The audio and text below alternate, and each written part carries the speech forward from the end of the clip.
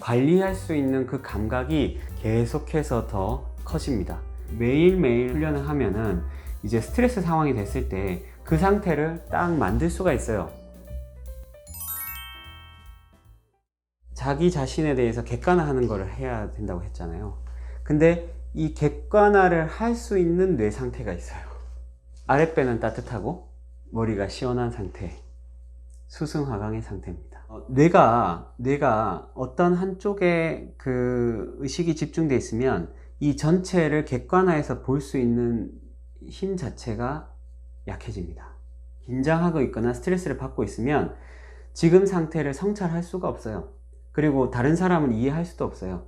왜냐하면 그 스트레스 상황에 온전히 주의가 기울여져 있고 그 상황을 해결하기 위한 신경 전달 물질과 집중을 위한 모든 그 어떤 에너지, 신체의 작용들이 다 포커스가 되어 있기 때문에 다른 게 들어오지가 않습니다. 어디 하나에 꽂히면. 그거는 그 사람의 성향의 문제가 아니라 뇌의 속성이에요. 이게 쭉 이렇게 어디 하나에 꽂히게 되면 그렇게 돼요. 그래서 이제 이 부분에 대해서 좀 뇌파로 좀 설명을 드리자면, 실제로 지금 어떤 부분에 대해서 골똘히 생각하거나 이 어딘가에 집중하거나 혹은 약간의 긴장이 있다거나 불안하다거나 이렇게 했을 때는 아까 말씀드렸던 그 높은 주파수 대역의 뇌파가 많이 출현합니다. 베타파나 감마파 같은 뇌파요. 이런 게 출현하면 이제 어떻게 되느냐, 자, 이 주파수 대역의 진동이 엄청 빠르겠죠. 당연히 이제 빠르니까 주파수 아시죠? 1초에 그러니까 30Hz라는 것은 1초에 30번 진동한다는 거거든요. 자, 30번 진동하면 여기에 대한 전기적 에너지가 더 천천히 진동할 때보다는 훨씬 더 크겠죠. 운동 에너지가. 자, 운동 에너지가 크면 어떻게 되죠? 열이 발생하죠. 뇌에서 열이 발생하는 거예요. 말하자면 전기적 작용, 에너지가 발생하는 거예요. 그러니까 바깥쪽 피질이 막 바쁘게 움직이고 있고 뭔가 이제 그 어떤 의식이 계속 분산되고 이제 뭔가 집중하는 일들이 생기게 되면 안쪽에서는 그 생명 활동을 도모하는 뇌는 항시 그 유지를 합니다. 그 사이클을. 시상에 이제 페이스메이커 셀이 있는데 거기서 발생시키는 알파파는 계속해서 나옵니다. 바깥쪽은 이렇게 막 빠른 거예요. 그러니까 안에는 천천히 나오는데 바깥쪽이 이렇게 빠르니까 이 뇌파가 이제 겉에서 봤을 때는 어떻게 되겠어요? 굉장히 복잡하게 나타나겠죠? 네. 뭐 여러 가지 양상을 띠면서 나타날 거예요.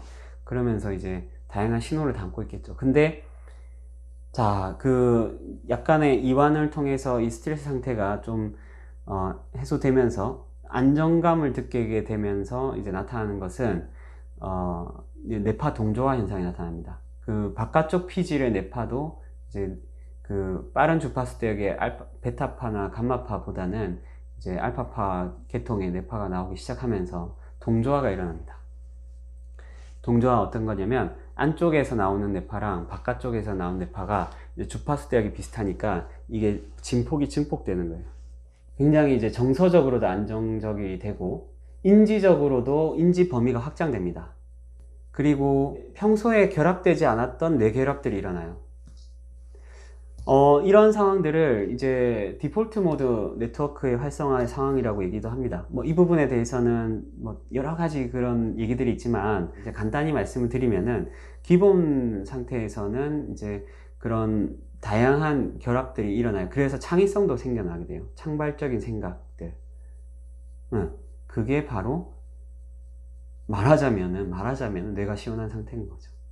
말씀드렸다시피 빠른 주파수 대역의 뇌파가 나와서 뇌에서 많은 열량의 에너지가 소모되고 발생되는 그럴 때보다 오히려 이제 그런 이 뇌가 안정된 그런 상태, 뇌파 자체가 이제 동조화가 일어나면서 안정된 상태, 안쪽 뇌와 바깥쪽 뇌가 동조화가 일어나면서 안정된 상태가 됐을 때 이제 그러한 편안한 상황이 되는 것이고, 또 이제 또 아래쪽으로 가볼게요.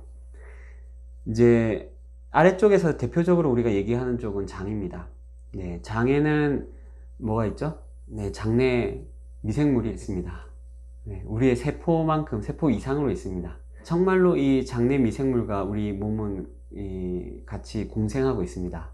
장내 미생물이 여러 가지 음식물로부터 섭취된 영양소를 이렇게 섭취하고 그것에 대한 화학적 작용을 일으키기 때문에 그때 화학적 작용에 의해서 장에서 발생되는 것은 열기예요. 그러니까 이제 그 부분이 왕성하게 일어나면 어떻게 되겠습니까? 몸 안에서 일어나는 여러 가지 이 영양소의 대사 자체가 왕성한 게 되겠죠? 그러니까 당연히 에너지 공급, 혈액 공급 원만해지고 몸 상태가 아주 가벼워지고 건강해지는 것으로 이어집니다. 근데 이게 이 상태로 그냥 이 부분만 건강한다 이렇게 끝나는 것이 아니라 이때 중요한 건 뭐냐면 인지 자체가 넓어지고 어디 한쪽에 이렇게 치우침 없이 전체를 이렇게 성찰할 수 있는 여력이 뇌에 생기게 됩니다. 아까 스트레스를 관찰한다고 했잖아요.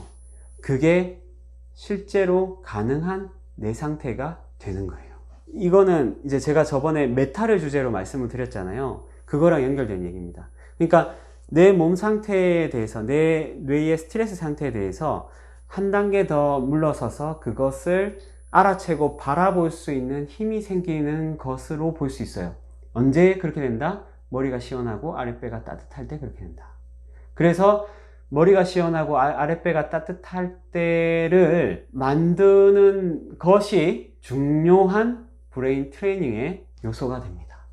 자기 성찰 기능이 활성화되면서 이제 지금의 몸 상태, 지금의 감정 상태, 지금의 감각적인 변화, 몸 안에 여러 가지 장기의 변화 이런 것들이 명료하게 보이기 시작해요, 사실은. 예. 그래서 이제 그거를 이 브레인 트레이닝에 되게 중요한 요소라고 제가 말씀을 드렸는데요. 그렇다면 이거를 이제 어떻게 해야 될까? 자, 여기도 핵심적인 브레인 트레이닝의 접근 방법이 녹아 있습니다. 그 민방위 대비 훈련 같은 거 하잖아요. 공습이 왔다거나 혹은 지진이 났다거나 혹은 자연재해가 발생해 갖고 또 문제가 생겼을 때 그 상황을 대처하기 위한 대비 훈련 같은 거 하잖아요. 그러면 막 사이렌이 울리고 막 실제 그 상황처럼 같이 막 이제 지진을 피하기 위해서 막 책상 밑에도 들어가고 뭐 여러 가지 그 안전된 장소 그 이동 강령에 따라서 막 그 빠르게 이제 이동하고 뭐 그런 훈련을 하잖아요. 자, 그 훈련하는 이유가 뭘까요? 실제 상황을 대비하기 위해서 하는 거잖아요. 그죠? 실제 상황이 일어났을 때 보다 더 잘 그 상황을 대처하기 위해서 일어나잖아요. 이런 상황을 지금 제가 말씀드린 것과 연결해서 얘기를 한다면은 자, 아랫배가 따뜻하고 그 머리가 시원해지는 그 상황을 평소 때 하루에 한두 번, 뭐 최소 한 번이라도 한 번씩 매일매일 한다고 한번 생각해 보십시오. 자, 이것을 매일매일 하면은 익숙해지겠죠. 그리고 자연스러워지겠죠. 아랫배가 따뜻하고 머리가 시원한 게.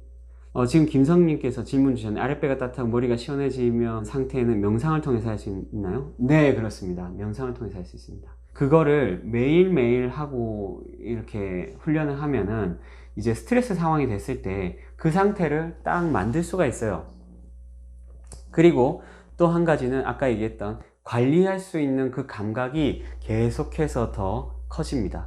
감각이 커진다는 말은 무슨 말이냐면 노력을 많이 하지 않아도 그것이 된다는 거예요. 마치 자전거 타기나 운전하기가 반복하면 할수록 익숙해지는 것처럼 아랫배가 따뜻하고 머리가 시원해지는 상태가 익숙해지는 거예요. 그 상태를 만들기가 쉬워지고 또 자기 자신을 성찰하고 스트레스 상태를 관찰하는 것 자체가 쉬워지는 거예요.